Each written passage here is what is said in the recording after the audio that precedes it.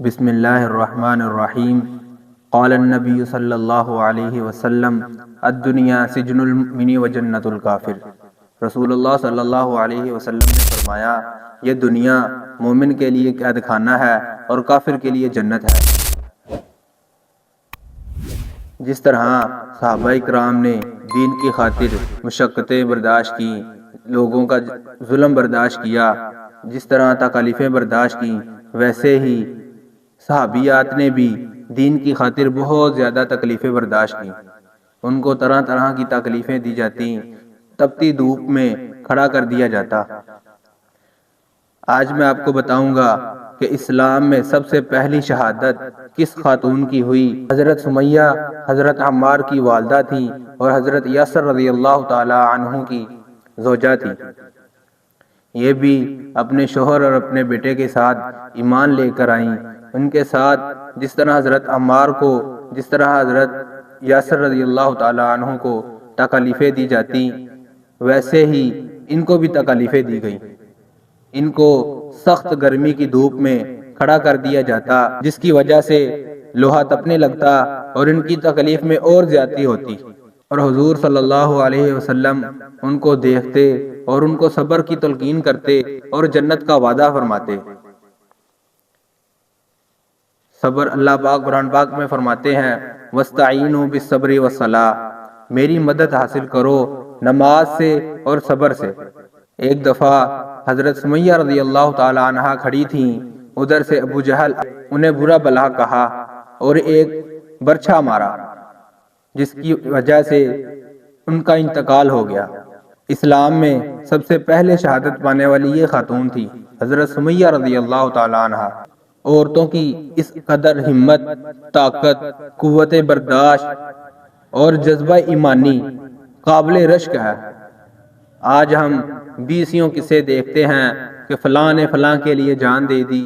یہی اگر جان دین کے لیے ہو، اللہ کی خاطر ہو، رسول اللہ صلی اللہ علیہ وسلم کے لیے جان رسول اللہ صلی اللہ علیہ وسلم کی خاطر ہو، تو یہی قیامت کے دن جب ہم اللہ کے سامنے کھڑے ہوں گے، یہ ہمارے لیے فائدہ مند ہوگی۔ اور یہ جو دنیا کی زندگی ہے، جب یہ دنیا والی آنکھ بند ہوگی، اس کے بعد ہمیں پتہ چلے گا کہ ہم نے اس دنیا میں کیا کمایا تھا، کہ ہم کیا لے کے آئے ہیں۔ حضرت عمر رضی اللہ تعالی عنہ کو ایک صحابی نے پوچھا کہ آپ جہنم سے، قیامت کے دن سے اتنا خوف زدہ نہیں ہوتے جتنا قبر کے ذکر سے ہوتے ہیں؟ تو حضرت عمر رضی اللہ تعالی عنہ فرمانے لگے کہ میں قیامت سے اتنا خوف زدہ نہیں ہوتا، جہنم سے اتنا خوف زدہ نہیں ہوتا جتنا میں عذاب قبر سے خوف زدہ ہوتا ہوں۔ اس کی وجہ یہ ہے کہ قبر قیامت کی منزلوں میں سے پہلی منزل ہے۔ جو اس میں کامیاب ہو گیا، اس کو ہمیشہ ہمیشہ کی کامیابیاں مل گئیں، اور جو اس میں ناکام ہو گیا، اس کو ہمیشہ ہمیشہ کی ناکامیاں مل گئیں۔ جس طرح صحابہ اکرام اس پوری دنیا میں پھیلے ہیں، آج مکہ مکرمہ میں، مدینہ میں، سعودی عربیہ میں صرف 20,000 کے قریب صحابہ کرام کی قبریں ملیں گی، اور باقی صحابہ کرام کہاں گئے؟ ان کی قبریں کہاں ہیں؟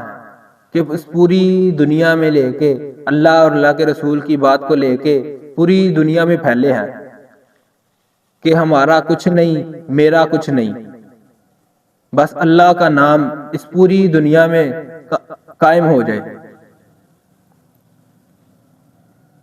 اگر ہم اللہ پاک کے حکم کو، حضور صلی اللہ علیہ وسلم کے طریقوں پر زندگی گزاریں گے، اللہ پاک خوش ہو کے بغیر ملک مال اسباب کے اللہ پاک ہماری دنیا بھی بنا دیں گے اور ہماری آخرت بھی بنا دیں گے۔ اگر اللہ پاک کے حکم کو، حضور صلی اللہ علیہ وسلم کے طریقوں پر نہ گزارا، تو اللہ پاک ناراض ہو کے ملک مال اسباب کے ہوتے ہوئے بھی اللہ پاک ہماری دنیا بھی بگاڑ دیں گے اور ہماری آخرت بھی بگاڑ دیں گے۔ رسول اللہ صلی اللہ علیہ وسلم نے فرمایا کہ عقل مند شخص وہ ہے جو مرنے سے پہلے مرنے کی تیاری کر لے۔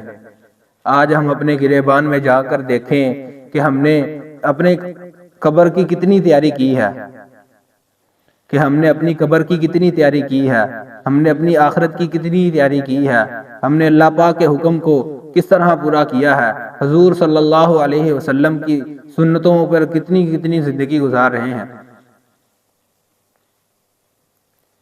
آج سے عزم کریں یا ارادہ کریں، پچھلی زندگی جو گزر گئی ہے اس کے لیے میں اللہ پاک سے معافی مانگتا ہوں، اور آگے والی جو زندگی ہے اللہ پاک کے حکم کو حضور صلی اللہ علیہ وسلم کے طریقہ پر زندگی گزاروں گا۔ صحابہ کرام نے مشقتیں اٹھا کر، قربانیاں دے کر یہ دین ہم تک پہنچایا ہے۔ آج ہمیں ماں کی گود میں کلمہ مل گیا ہے، آج ہمیں اس کی قدر نہیں ہے۔ تکلیفیں تو صحابہ کرام نے جھیلی ہیں، انہوں نے مشقتیں اٹھائی ہیں۔ 1,24,000 انبیاء کرام اس دنیا میں آئے، لوگوں کو یہی دعوت دیتے رہے کہ لوگوں اللہ کی مان لو، اللہ کو مان لو۔ جس نے وقت کی نبی کی بات کو مانا، اللہ پاک نے اس کی دنیا بھی بنا دی، اس کی آخرت بھی بنا دی، اور جس نے وقت کی نبی کی بات کو نہیں مانا، اللہ پاک نے ان کی دنیا بھی بگاڑ دی، ان کی آخرت بھی بگاڑ دی۔ اور حضور صلی اللہ علیہ وسلم کا ارشاد ہے کہ کامیاب شخص وہ ہے جو جہنم سے بچا لیا گیا اور جنت میں داخل کر دیا گیا۔ آج ہم کامیابی کس کو سمجھتے ہیں کہ ایک گھر تھا دوسرا گھر بنا لیا، یہ ہماری کامیابی ہے۔ ایک گاڑی تھی دوسری گاڑی لے لی، میں کامیاب ہو گیا۔ بچے کیا سمجھتے ہیں، میرے امتحانوں میں اچھے نمبر آ گئے، یہ میری بہت بڑی کامیابی ہے۔ ہم یہاں پر دنیا بنانے نہیں آئے، ہم آخرت بنانے آئے ہیں۔ الذی خلق الموت والحیات لیبلوکم ایکم احسن عملا۔ اللہ پاک نے زندگی اور موت کا نظام بنایا، اللہ پاک دیکھنا چاہتے ہیں کہ کون سا میرا بندہ، کون سی میری بندی نیک اعمال کر کے لے کے آتی ہے۔ حضور صلی اللہ علیہ وسلم نے فرمایا، سرسبز رہے شاداب رہے میرا ہر وہ امتی جو میری بات کو سنے، اپنے سینے میں محفوظ کرے یا آگے لوگوں تک پہنچائے۔